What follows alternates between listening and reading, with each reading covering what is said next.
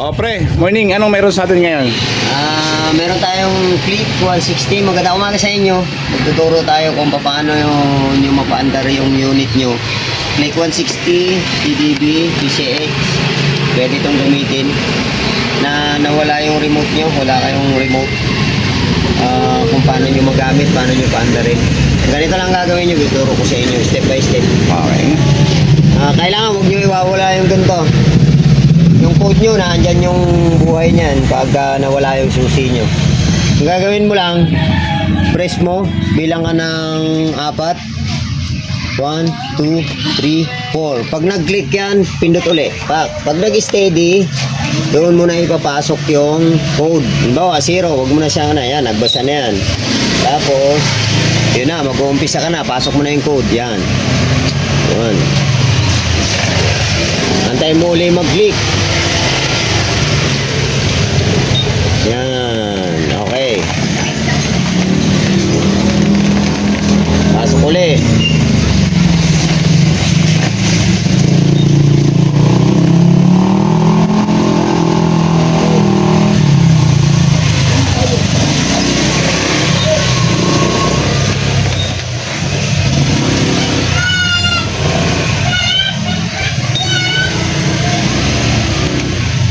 Ibig sabihin niyan, bawat blink niyan, binabasa niya yung pinapasok mong code.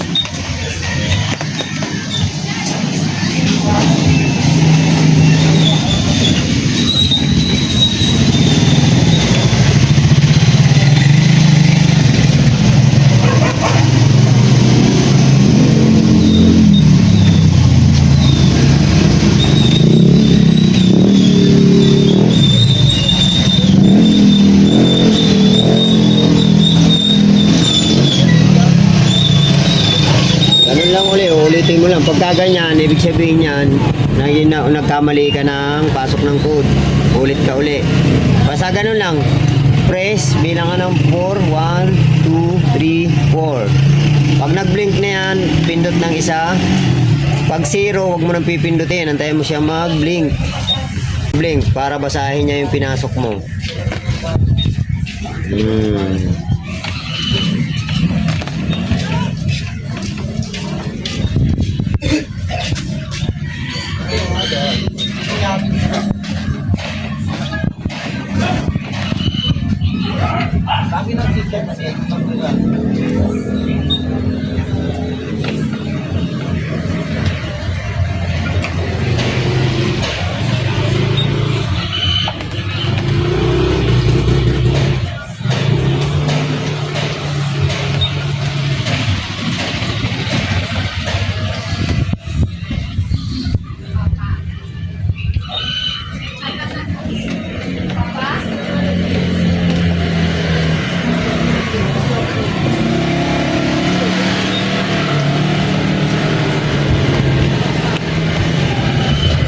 Mo na yan na